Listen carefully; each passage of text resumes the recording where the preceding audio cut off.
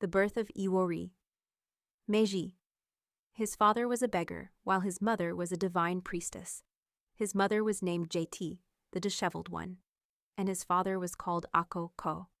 Even while he was still in the womb, he attracted gifts and benevolence to both of his parents. When his mother carried him in her womb, she was often not required to pay for the services she received or for goods she bought from people. It was often said that the child in her womb was a great Ifa priest who deserved to be respected. On the day he was born, he cried at the front of his father's house, but his cries echoed to the back of the house. He was often left alone due to the mystery surrounding his life. Many times he would wander into the forest, where he used all kinds of leaves to rub on his head.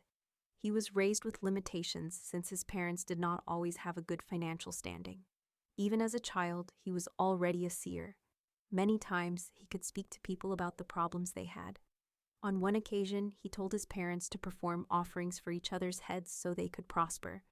The father was to use a hen to serve the mother's head, while she was to use a rooster to serve the father's head. After the sacrifice, their condition improved in an astonishing way.